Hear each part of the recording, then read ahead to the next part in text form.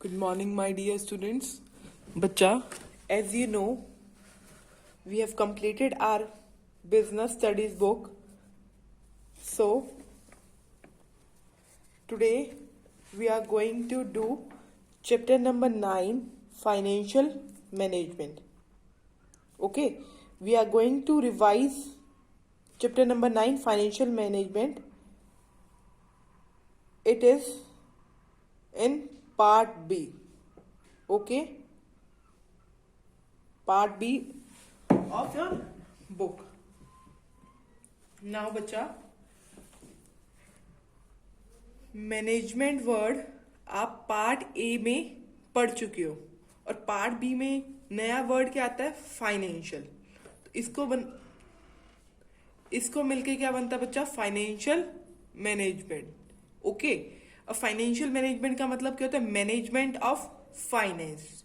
मतलब management of finance means कि पैसे को कैसे मैनेज करा जाए. हम ये सीखते हैं इस चैप्टर में. क्यों मैनेज करना जो पैसे को बहुत इंपॉर्टेंट है, क्योंकि एज यू नो कि फाइनेंस जो होता है वो हमें रिक्वायर्ड होता है at every stage of the business. Finance जो होता है हर एक स्टेज ऑफ द बिजनेस पे रिक्वायर्ड होता है. जैसे स्टार्ट करना है अगर हमें बिजनेस, तभी भी हमें फाइनेंस मतलब मनी की रिक्वायरमेंट है, और कॉन्टिन्यूटी में रखने के लिए भी हमें फाइनेंस की रिक्वायरमेंट है. तो हम कैसे मैनेज करते हैं अपना पैसा, वो हम सीखते हैं इस चैप्टर में. ठीक है, अब आपको पहले सीखना है meaning of financial management. Meaning of FM मतलब फाइनेंशियल मैनेजमेंट का मीनिंग क्या होता है. देखो, फाइनेंशियल मैनेजमेंट की मीनिंग को हम पढ़ते हैं. Efficient acquisition of finance,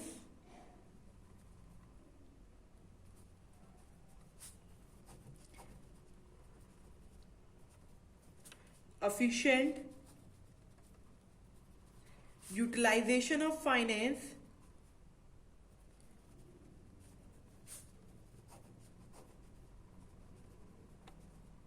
efficient distribution and disposal of surplus for smooth working of company.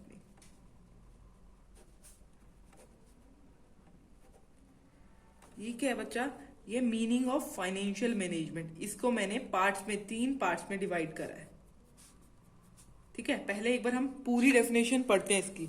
Efficient acquisition of finance, efficient utilization of finance, efficient distribution and disposal of surplus for smooth working of companies called financial management. अच्छा बता, efficient acquisition of finance का मतलब है, acquisition का मतलब हम कहाँ से एक्वायर करें पैसा. मतलब एक्वायर मतलब कहाँ से अरेंज करें पैसा. फाइनेंशियल मैनेजमेंट में एक टर्म आती है अरेंज, कहाँ से अरेंज करें पैसा. फाइनेंशियल मैनेजमेंट में क्या टर्म आती है, एक्वाराइजेशन टर्म. एक्वाराइजेशन टर्म का मतलब होता है कहाँ से हम अरेंज करें पैसा अपना. देखो, अरेंज करना हम अरेंज किस तरीके से कर सकते हैं, ओनर्स फंड से भी कर सकते हैं पैसा अरेंज, और डेप्ट से भी कर सकते हैं. ठीक है, ओनर्स फंड में क्या आता है, इक्विटी शेयर होल्डर से फंड्स एक्वायर कर सकते हैं. डेप्ट से मतलब डिबेंचर से लोन लेके पैसा एक्वायर कर सकते हैं. मतलब अरेंज कैसे कर सकते हैं पैसा, 2 टर्म से कर सकते हैं, ओनर्स फंड से और डेप्ट से. ठीक है, डेप्ट मतलब उधार लेके. क्लियर. अब देखो, एफिशिएंट यूटिलाइजेशन ऑफ फाइनेंस. अब हमने अरेंज कर लिया पैसा, मतलब पैसा हमने अरेंज कर लिया इन दोनों में से किसी भी सोर्स से. अब उसकी यूटिलाइज कैसे करें उसको. ठीक है, यूटिलाइजेशन ऑफ फाइनेंस. यूटिलाइज मतलब कहाँ इन्वेस्ट करें, फिक्स एसेट में इन्वेस्ट करें उस पैसे को, या वर्किंग कैपिटल में इन्वेस्ट करें. फिक्स एसेट बोल सकते हो या वर्किंग कैपिटल बोल सकते हो, या करंट एसेट्स में उस पैसे को लगाएं, यूटिलाइज करें पैसे को. क्लियर। नेक्स्ट थिंग आ जाती है बच्चा एफिशिएंट डिस्ट्रीब्यूशन। अब हमने यूटिलाइज कर लिया इस पैसे को, कहां पर, इन दोनों में से किसी तरीके से में, ठीक है, यूटिलाइज करेंगे। अब एफिशिएंट डिस्ट्रीब्यूशन यूटिलाइज करने के बाद क्या होता है, अब हमें डिस्ट्रीब्यूट भी तो करना है पैसा, तो efficient distribution and disposal of surplus for the smooth working of the company. अब जो कंपनी पैसा कमाएगी, मतलब प्रॉफिट अगर कमाएगी कंपनी, तो उसको डिस्ट्रीब्यूट भी करेगी कंपनी। तो कहाँ डिस्ट्रीब्यूट करें उस सरप्लस को, ठीक है, उसको एफिशिएंटली मैनर्स में हम डिस्ट्रीब्यूट करते हैं, ठीक है। Efficient distribution and disposable of surplus का मतलब होता है एक्स्ट्रा अमाउंट, क्यों, for smooth working of the company. Clear, this is the definition of financial management. अब देखो next one is role of financial management. Financial management का क्या role है। अब देखिए जो फाइनेंशियल एक्टिविटीज होती है, पैसे से रिलेटेड सारी एक्टिविटीज होती है कंपनी की, वो डायरेक्टली या इनडायरेक्टली इफेक्टेड होती है बाय एफएम। ठीक हो, ये देखो फाइनेंशियल मैनेजमेंट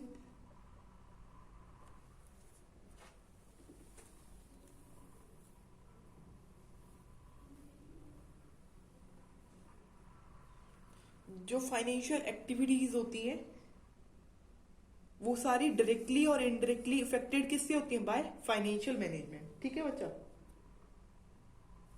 अब देखिए कुछ पॉइंट्स है, देखो size and composition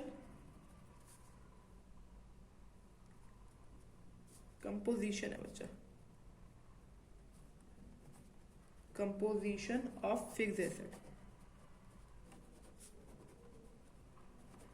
size and composition of fixed asset, amount and composition of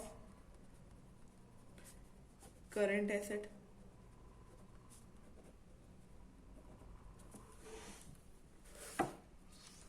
third point, the amount of long term and short term fund, fourth point, break up of long term financing into debt, comma में equity etc. Fifth point देखिए,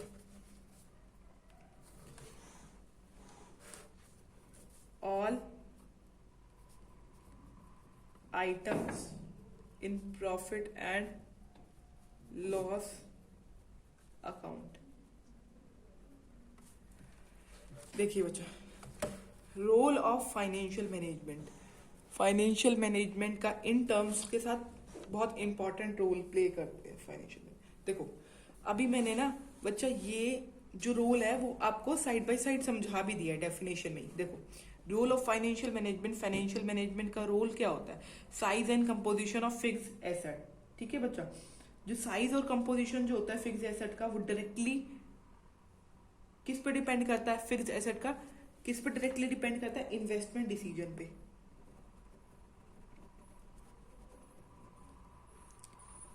size and composition of fixed asset किस पे directly depend करता है, investment decision पे। ठीक है, how much capital company is planning to invest. देखो फिक्स्ड एसेट का मतलब क्या होता है, फिक्स्ड एसेट का मतलब ये होता है कंपनी कितना पैसा अपना इन्वेस्ट कर रही है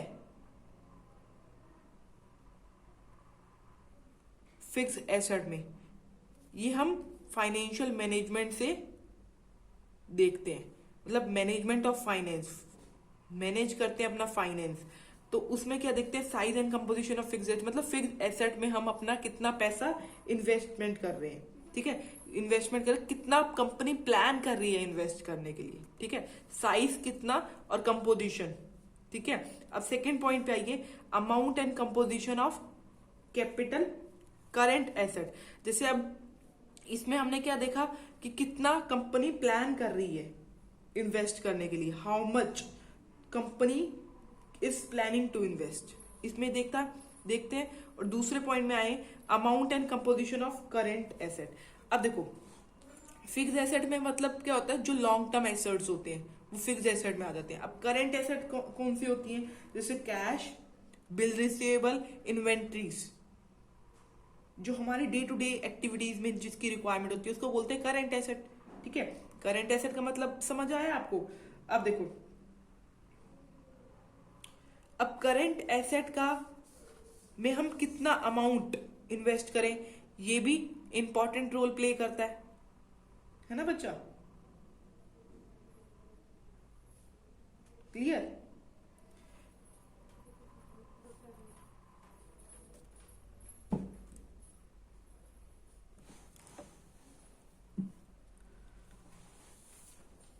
तो रोल ऑफ फाइनेंशियल मैनेजमेंट में हमें size and composition of fix asset, कितना फिक्स एसेट में कंपनी प्लान कर रही है इन्वेस्ट करने में, और amount and composition of current asset मतलब कैश, बिल रिसीवेबल, इन्वेंट्री, ये भी बहुत इंपॉर्टेंट डिसीजन है जो कंपनी को लेना होता है। ठीक है, नेक्स्ट पॉइंट पे आ जाइए, the amount of long term and short term funds. अब role of financial management, manage करना होता है फाइनेंस। हम amount of long term and short term fund का मतलब ये है कि हम अपना पैसा कहाँ से उठाएं, लॉन्ग टर्म से उठाएं या शॉर्ट टर्म से उठाएं। अगर हम लॉन्ग टर्म से उठाएंगे तो हमें क्या फायदे होंगे, अगर हम शॉर्ट टर्म से उठाएंगे वो कहाँ से, वो उसमें कितने फायदे होंगे। जो कंपनी के लिए बेनिफिशियल होगा ना वहां से कंपनी अपने फंड उठाएगी। वो फंड लॉन्ग टर्म फंड भी उठा सकती है। लॉन्ग टर्म फंड वो होते हैं जो लॉन्ग पीरियड के लिए मिलते हैं हमें, और शॉर्ट टर्म फंड मतलब वो फंड होते हैं जो हमें लेस देन 1 ईयर के लिए मिलते हैं, वो शॉर्ट टर्म फंड होती है। तो ये डिसीजन लेना भी कंपनी के लिए बहुत इंपॉर्टेंट है। तो ये डिसीजन कौन लेती है, मैनेजमेंट लेती है ना डिसीजन कि हमें कहाँ से फंड उठाने हैं। ठीक है, लॉन्ग टर्म फंड और शॉर्ट टर्म फंड कहाँ से उठाने हैं। ओके, नेक्स्ट पॉइंट देखिए, breakup of long term financing into डेप्ट एंड इक्विटी। ठीक है, अब मैंने आपको बताया था 2 टाइप के एक्वायर हम कहां से फंड करते हैं, ओनर से, इक्विटी से या डेप्ट से। तो ये वाला डिसीजन लेना भी बहुत इंपॉर्टेंट है कि कहां से हमें अरेंज करना है फाइनेंस। तो इसमें ये लेकर है लॉन्ग टर्म फाइनेंसिंग कर रहे हैं, लॉन्ग टर्म फाइनेंसिंग में डेप्ट आता है और इक्विटी आता है।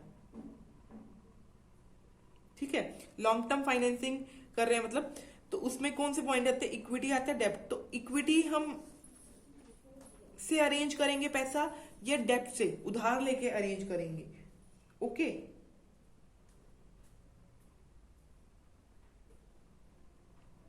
क्लियर। तो ये डिसीजन लेना भी बहुत इंपॉर्टेंट है कंपनी के लिए।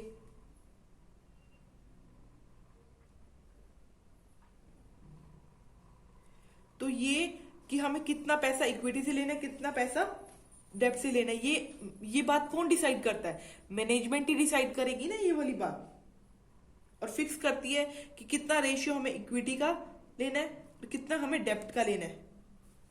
ठीक है, अगर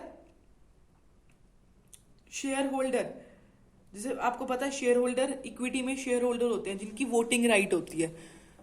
जैसे पता है आपको शेयर होल्डर होते हैं उनकी वोटिंग राइट होती है ना।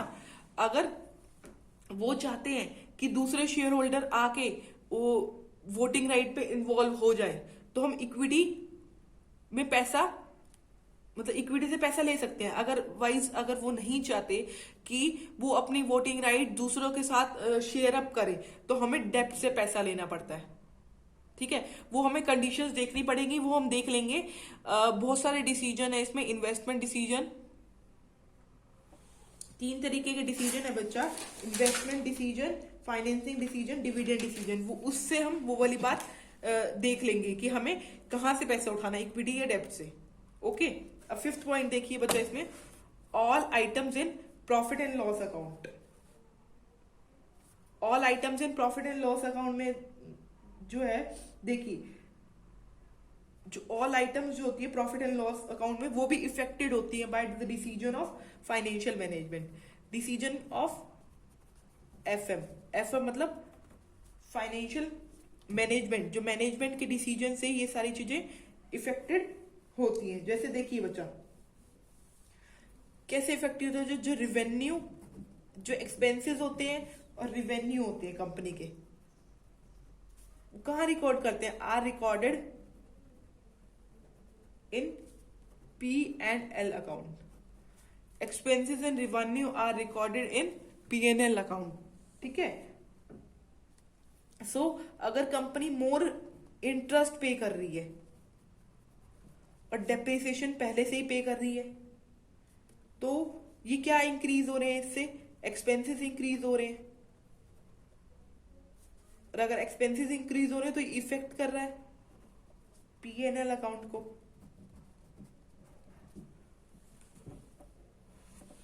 ठीक है बच्चा, तो ये पॉइंट थे बच्चा कुछ रोल ऑफ फाइनेंशियल मैनेजमेंट। ठीक है, रोल ऑफ फाइनेंशियल मैनेजमेंट कि मैनेजमेंट को क्या क्या डिसीजन लेने पड़ते हैं।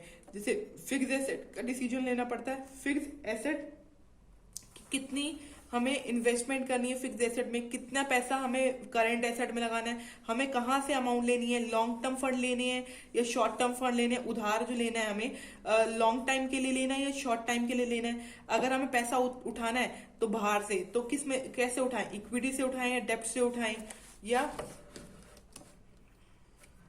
अगर हमें all items in profit and loss account का मतलब ये है कि अगर हमें एक्सपेंसेस और रिवेन्यू रिकॉर्ड करने हैं जैसे P&L में, तो अगर हम बाहर से पैसा उठा रहे हैं तो मतलब हमें इंटरेस्ट ज्यादा देना पड़ रहा है। तो ये सारी चीजें बातें हमें ध्यान में रखनी पड़ेंगी।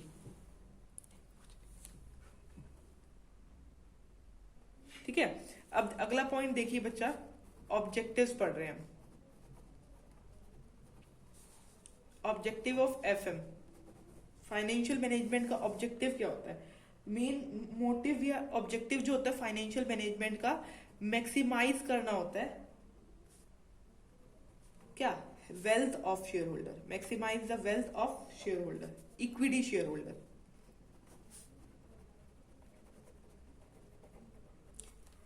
One of the objective of financial management, financial management का ऑब्जेक्टिव जो होता है वो maximize the wealth of equity share holder, share holder की वेल्थ को बढ़ाना होता है। जो फाइनेंशियल मैनेजर होगा ना हमारी कंपनी का बच्चा, वो डिसीजन जो लेगा, financial manager in a company makes decision for the owner. अब आपको पता आना चाहिए जो इक्विटी शेयर होल्डर होते हैं वो कौन होते हैं, ऑनर ऑफ द कंपनी। जो फाइनेंशियल मैनेजर जो होगा, जो मैनेज करता होगा फाइनेंस को, वो क्या लेगा, डिसीजन लेगा for the owner. Owner means share holder of the firm.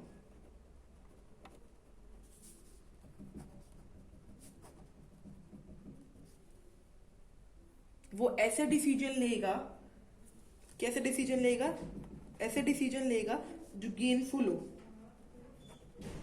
किसके लिए गेनफुल हो, शेयर होल्डर के लिए गेनफुल हो।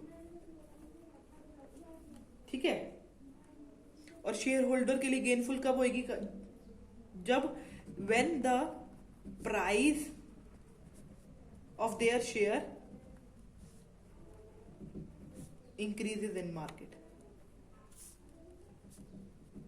शेयर होल्डर कब गेनफुल होएगा, जब जो प्राइस जो है उसके शेयर के, वो उसकी जो प्राइस है वो बढ़ जाए, इंक्रीज इन द मार्केट।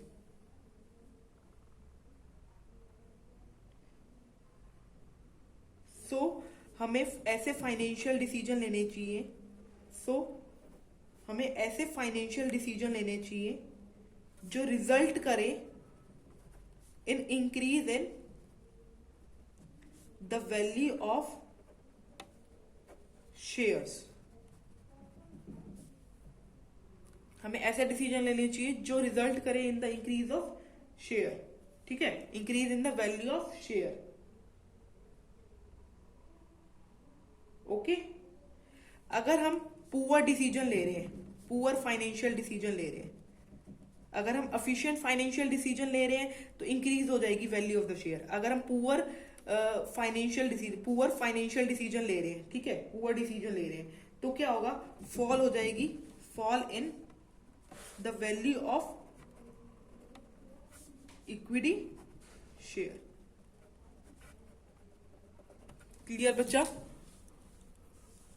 ये पॉइंट आपको समझ आ गया? अगर हमें मैक्सिमाइज करनी है, अब हमारा मेन मोटिव है मैक्सिमाइज करनी है wealth of equity share holder, तो हमें क्या करना पड़ेगा? देखिए, तो हमें कुछ ऑब्जेक्टिव्स ध्यान में रखने पड़ेंगे। देखो, maximizing the wealth of share holder, equity share holder.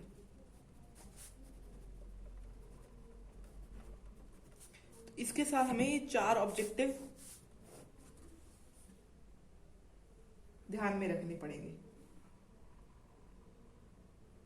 अगर हम ये 4 ऑब्जेक्टिव, में आपको जो 4 ऑब्जेक्टिव बता रही हूं वो अगर हमने फुलफिल कर लिए, तो हमारा ये जो ऑब्जेक्टिव है फाइनेंशियल मैनेजमेंट का, वो खुद ही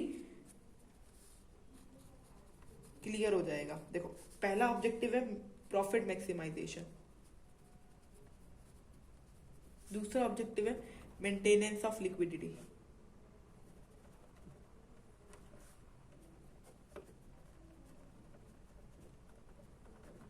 तीसरा ऑब्जेक्टिव है प्रॉपर यूटिलाइजेशन ऑफ रिसोर्सेज,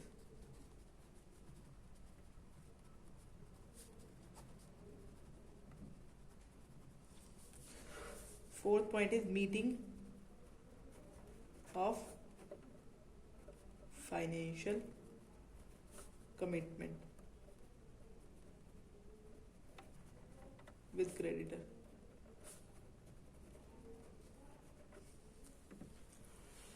ये देखो, ये 4 ऑब्जेक्टिव हैं।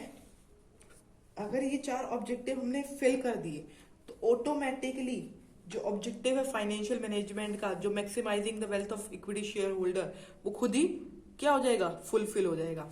देखो, क्या ऑब्जेक्टिव है? Profit maximisation. अगर कंपनी ज्यादा से ज्यादा प्रॉफिट कमा रही होगी तो क्या होगा? ज्यादा से ज्यादा अपने शेयर होल्डर में डिवाइड करेगी वो चीज, तो मैक्सिमाइज हो जाएगी wealth of the equity share holder. First point clear? Profit maximization मतलब ज्यादा से ज्यादा पैसा मैक्सिमाइज करना, प्रॉफिट मैक्सिमाइज करना। Okay. Maintenance of liquidity, liquidity का मतलब कैश। ओके, लिक्विडिटी का मतलब हमारे पास इतना कैश होना चाहिए कि हम अपने day to day daily needs fulfil कर पाए। ठीक है, मेंटेनेंस ऑफ लिक्विडिटी को मेंटेन करे रखेंगे अपने। ठीक है, okay. Proper utilization of resources, अगर हम अपनी रिसोर्सेज जो है वो प्रॉपरली यूटिलाइज कर रहे हैं, ये यूटिलाइज करेंगे तो क्या होगा? सारी चीजें एफिशिएंट होंगी। ओके, एफिशिएंट होंगी, जिसकी वजह से हमारी वेल्थ जो होगी शेयर होल्डर की वो मैक्सिमाइज होगी। ठीक है, ज्यादा से ज्यादा बढ़ जाएगी। मैक्सिमाइज का मतलब meeting of financial commitment with creditors, creditor से जो हमने कमिटमेंट करी है वो फुलफिल करे।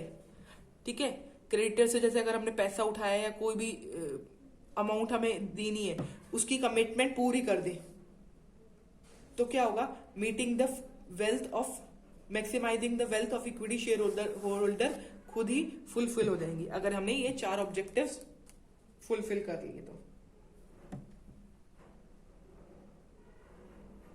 ओके, ये वाला पॉइंट देखें बच्चा एक बार।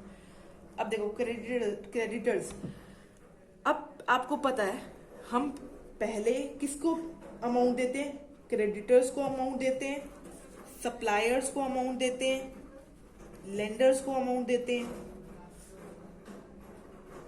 अगर हमने ये अमाउंट इनको प्रोवाइड कर दी, उसके पास जो पैसा बच जाता है वो किसके पास जाता है?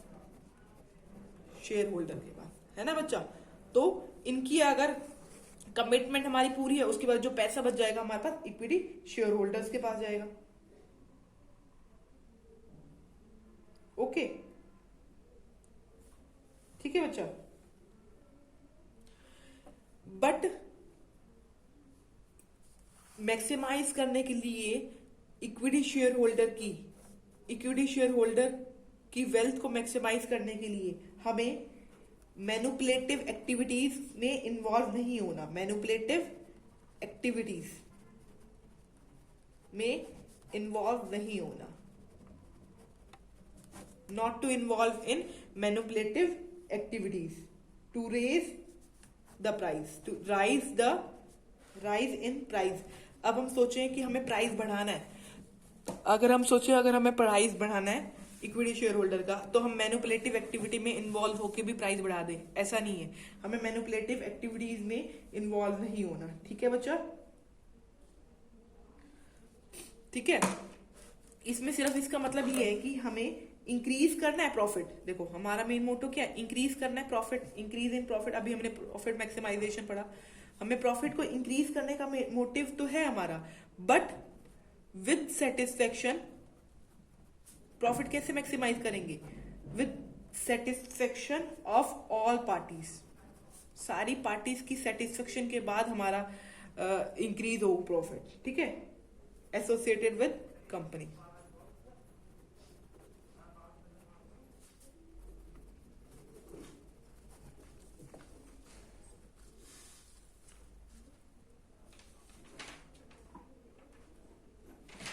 क्लियर बच्चा? अगर हम ये maximization of equity share holder wealth करेंगे तो ऑटोमेटिकली ये वाले पॉइंट्स हमारे फुलफिल हो जाएंगे. ठीक है, क्योंकि अगर हमने इनको पे ऑफ कर दिया तो मतलब इनको भी शेयर होल्डर की वेल्थ बढ़ रही है. अगर हमारे पास प्रॉफिट ज्यादा है तो इनमें भी डिस्ट्रीब्यूट ज्यादा होगा. अगर हम यूटिलाइज अपने रिसोर्सेज एफिशिएंटली यूटिलाइज कर रहे हैं अपने रिसोर्सेज, तो मतलब अच्छे से अच्छा काम कर रहे हैं मतलब हम. ठीक है, जिसकी वजह से हमारा प्रॉफिट बढ़ेगा तो हमारा शेयर होल्डर की मैक्सिमाइज होएगी वेल्थ. मेंटेनेंस ऑफ लिक्विडिटी का मतलब हमारी डे टू डे हमारे पास कैश इतना है कि हम पे ऑफ कर सकते हैं किसी को, जिसकी वजह से अगर हम पे ऑफ कर सकते हैं तो हमारी कोई प्रॉब्लम्स क्रिएट नहीं होंगी, जिसकी वजह से हम मैक्सिमाइज कर पाएंगे wealth of the equity share holder. ठीक है, इसके बाद बच्चा आपको पता होना चाहिए कि हमें कुछ फाइनेंशियल डिसीजन लेने पड़ते हैं. क्या लेने पड़ते हैं? कुछ फाइनेंशियल डिसीजन लेने पड़ते हैं. फाइनेंशियल डिसीजन इंपॉर्टेंट है. देखो फाइनेंशियल डिसीजन में आता है IFD याद कर लेना. IFD से 3 डिसीजन आते हैं.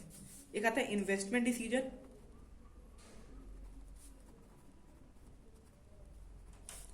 Financing decision. हमें डिसीजन लेने पड़ते हैं. ठीक है, ये तो डिविडेंड डिसीजन. फाइनेंशियल मैनेजमेंट के चैप्टर में हमारा मेन मोटो क्या होता है? मैनेज करना. क्या मैनेज करना? पैसे को मैनेज करना. हम पैसे को मैनेज कैसे करेंगे? ये डिसीजन ध्यान में रखते हुए. ठीक है, फाइनेंशियल डिसीजन ध्यान में रखेंगे. पहला IFD से याद करो, investment decision, financing decision, dividend decision. देखो इन्वेस्टमेंट डिसीजन पढ़ेंगे आज हम. देखो इन्वेस्टमेंट डिसीजन का नाम होता है capital budgeting decision.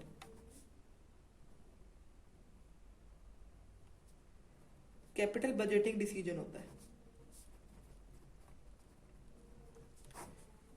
Okay, capital budgeting decision का मतलब क्या होता है? इन्वेस्टमेंट डिसीजन का नाम तो हो गया, is also known as capital budgeting decision. ठीक है, इन्वेस्टमेंट डिसीजन में हमें क्या देखना पड़ता है? ये देखना पड़ता है where to invest fix capital. जो हमारा पैसा है, फिक्स कैपिटल है, वो हमें कहाँ इन्वेस्ट करें. इन्वेस्टमेंट डिसीजन में हम ये चीज ध्यान में रखते हैं, मतलब ये सीखते हैं कि हमें अपना पैसा कहाँ इन्वेस्ट करना है. Where to invest fix capital. Okay, हम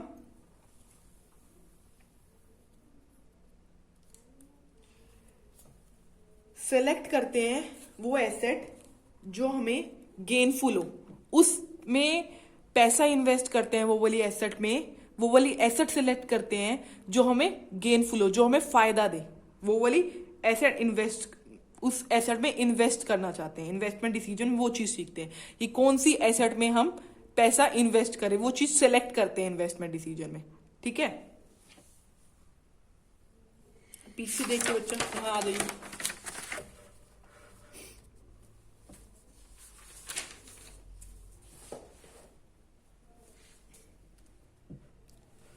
अब आप यहां तक बच्चा पढ़ लीजिए. नेक्स्ट वीडियो में मैं आपको कुछ पॉइंट समझाऊंगी, जैसे कि इंपॉर्टेंस और scope of capital budgeting decision,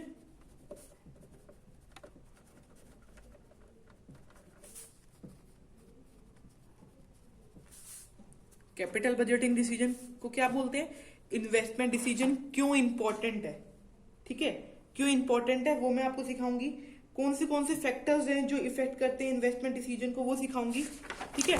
और ये जो डिसीजन रह जाएंगे वो भी मैं आपको नेक्स्ट वीडियो में समझाऊंगी। ओके बच्चा, till then you should revise meaning of financial management, role of financial management, objective financial management का। Objective, as you know, objective of financial management is to maximize the wealth of equity share holder.